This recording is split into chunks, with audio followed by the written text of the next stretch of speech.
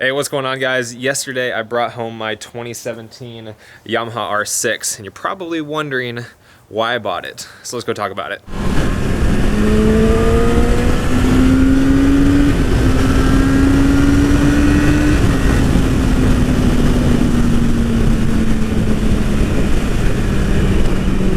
All right, guys, so here's another installment of my little series of why I got XX motorcycle. Since I got my 2009 R1, I've made a video for every bike that I've gotten. I made one for my R1, I made one for my WR250X, I made one for my CRF 450, and I made one for my Honda Ruckus. And now we are here with the 2017 Yamaha R6. Bought it brand new. I was in the first 500 to order these, so I got that fancy new quick shifter that they've got, which isn't anything special, but it's just the quick shifter that comes straight from Yamaha, which I know in my last video, or yesterday's video, you can check that in the description, I mentioned I didn't know if you could do MotoGP shift, which I have on my R1. I love that. And I'd like to switch this one to GP shift, but I wasn't sure if their quick shifter would work with GP shift, and sure enough, it does not. God, this spring, the motor on this, God, the transmission, it's just so freaking nice. And we're gonna get into it today, talking about all the questions that you guys have. I will probably do some sort of Q&A live stream on Instagram, so follow me on Instagram at Motonosity. That's linked in the description. But sometime later this week, I will definitely do a live stream so you guys can ask me any questions about the R6 or why I got it if it's somehow not answered in this video. But, and I know this video will probably end up being a little bit longer, so let's jump into it right away. But first, I want you guys to check out my impressions video of the R6 when it was first announced, and I explained everything about the differences between the new R6 and the old R6, all of my criticisms about the bike.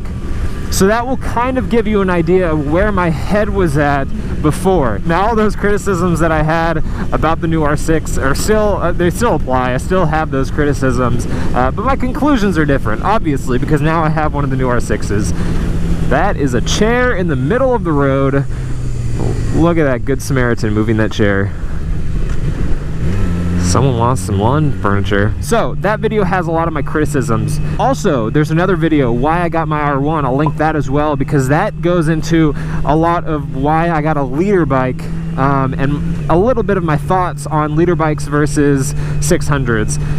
God, this, I tell you, like, the lightness of this motorcycle is just incredible.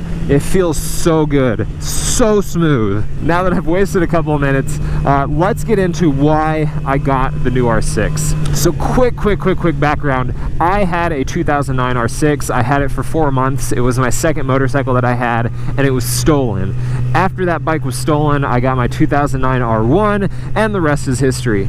But I loved the R6. I've always loved the R6. I think Yamaha has the best 600 class motorcycle, not including the Daytona 675. I've never ridden one, but I did want one back when I got my R1, but it was just a little bit out of my budget. I'm also just a little bit biased. I love the R6, and I love what Yamaha does with them, and anybody that's watched my videos over time knows this, but I have always wanted to get another R6, not to replace my R1, but as a second super sport. And I know that's a little bit weird. That's one of the questions that people had, you know, why would you get a 600 when you already have a 1000? And to answer that question, I think the only way that you can really understand why is if you've ridden both. See, the leader bike class and the 600 class are just not the same. And I know my video supporting leader bikes, one of the biggest criticisms from people who don't like leader bikes is that it's just way too much for the street, and there's no reason that you would need more than a 600. And so in that video, I talked about how the fact that, well, it's not just power, there's so much more about leader bikes that make them great bikes on the road. They're not as high revving, so when you're on the highway, you're not sitting at 7,000-8,000 revs. wheels. They're heavier, so they have a little bit more of a comfort factor, a little bit more of a solid feel in just standard highway cruising. You're not getting blown around by other cars and 18-wheelers and things like that. It's kind of like an M5 versus an M3. You know, why would you need more power than an M3 has? But the M5 just kind of feels more like a solid luxury sport vehicle, whereas the M3 has all that sportability, but it's just a little bit lighter and easier to throw around. That's kind of how these are. It's not a perfect comparison by any means, but we'll go with it. But the 600 is so much lighter. So yeah, there is a lot of advantages about having a heavier Super Sport, and I love having the R1. But for things like twisties, the R1 is a little bit of a beast to deal with. It's heavy, it really is, and there are leader bikes that are lighter. The new R1 is so much lighter. Obviously the Panigales are pretty light for a leader bike, and one of the most popular roads here in Austin is Lime Creek Road, and to be honest, I just don't enjoy riding it on my R1 because of how heavy it is. There's super tight turns, and it's just like a lot of work to throw it around. And when you want to go out and cruise and have a little fun, you don't want it to necessarily be a workout. And sometimes you do. You want to develop your abilities. And when I go to the track, obviously, like, I am exhausted after those. But when I go out and ride a lot of times, I just want it to be easy and enjoyable. And it's not necessarily always like that on a leader bike. And I wanted to have something that was easier to do those kinds of roads with, easier to ride twisties with. Like freaking this, like this bike just dips into this so easily. I don't even have to try. It's just so light. So I always knew that I wanted to have another R6. I wanted to kind of get back on that bike that I fell in love with, my first Super Sport, and kind of use it in cases where I didn't want to go through the ordeal of dealing with a heavier bike. So another one of the things that I talked about in my impressions video for the new R6 was that they didn't really change a whole lot. The majority of it is just a cosmetic change. They redesigned the look of the bike while maintaining the same platform. And they did change some stuff. They used some lighter materials, I think, in the subframe and in the tank. But as a whole, they're using the same frame, they're using the same engine, the wheelbase is the same. There's so much that's just identical to the old R1.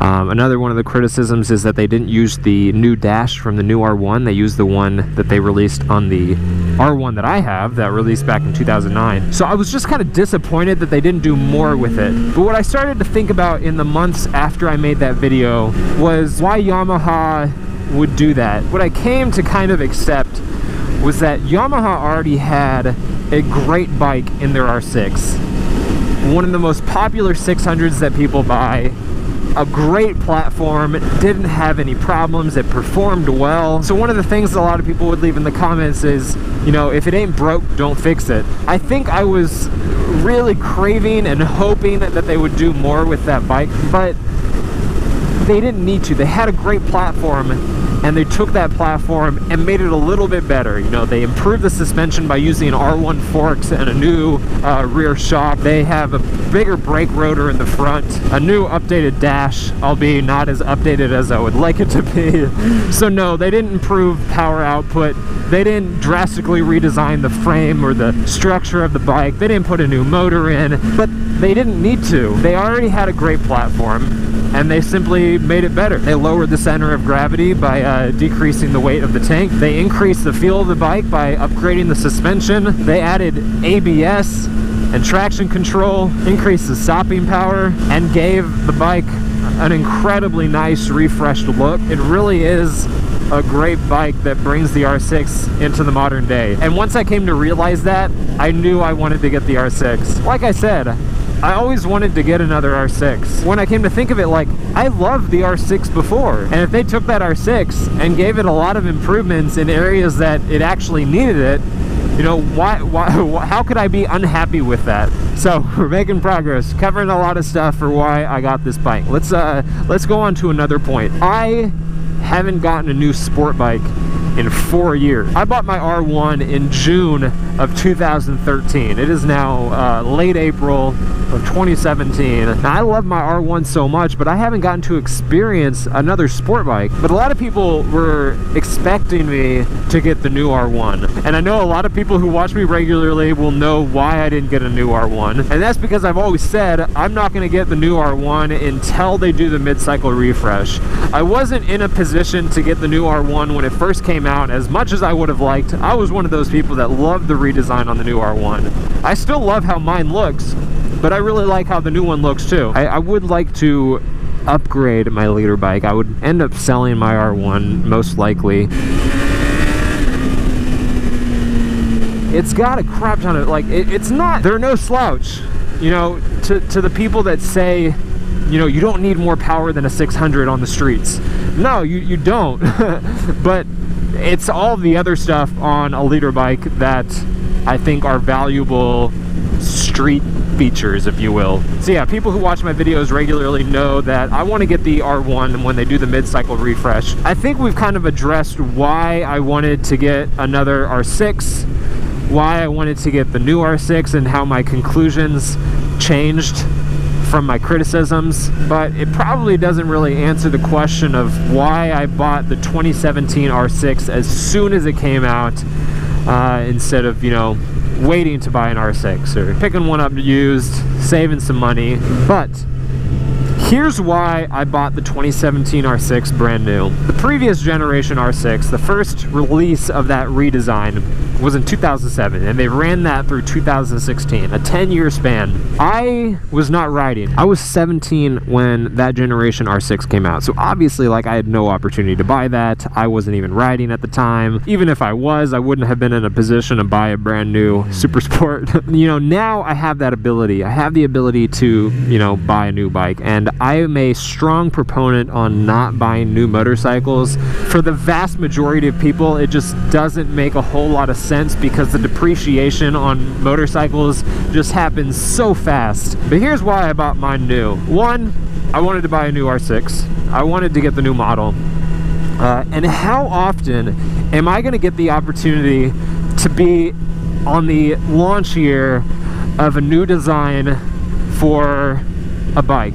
Specifically the R6. Like, I would have to wait another presumably 10 years to get the launch edition of a redesign. I'm 27 now. I would have to wait until I was 37 years old to get another R6 in its launch year. I would not be the young whippersnapper I am now at 37. So for me, that was one of the big factors. I wanted to be able to get this model in a launch year and kind of experience that development of mods and aftermarket parts and just experiencing something new before a whole lot of people were able to obtain that design. You know, I had a great opportunity. I could financially make it happen. Another big reason, and this has a lot more to do with the fact that I have a YouTube channel that is heavily based around motorcycles. It's going to be really cool to be one of the first people making videos for this bike, whether it be tutorials or installation videos for aftermarket parts. But no, like, I'm really excited to be able to bring those videos to people who are searching for them, because, you know, for the next 10 years, if, you know, YouTube doesn't crash and burn, I'm excited to make those videos for people. You know, those last 2 points, being able to own a motorcycle in its launch year, which doesn't come very often, and being able to be one of the first people making videos for a new bike. Those are probably the biggest reasons for why I got an R6, why I got the new 2017 R6, and I hope that answers those questions that you guys had. For my first 24 hours with this bike, I can tell you I am very, very happy with my decision. I love it. You know, I loved my old R6, and this one is just that much better. And just from my memories, I feel back at home, but they've also done a lot with this new bike.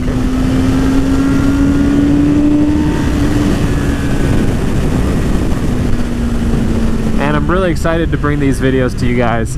If there's any more questions that you guys have, leave them in the comments. Again, I'm going to be doing a live stream on Instagram sometime this week. I'd like to do a lot more live streams on Instagram, so make sure you follow me. I post some pretty good pictures, I think.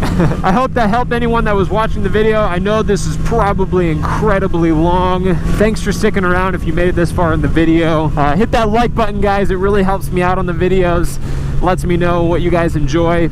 And subscribe if you're not subscribed already. I'll be bringing a lot of videos with this thing, and I hope you guys enjoy them. I will see you guys tomorrow with a special guest that I know you guys are going to be stoked to see. Stick around.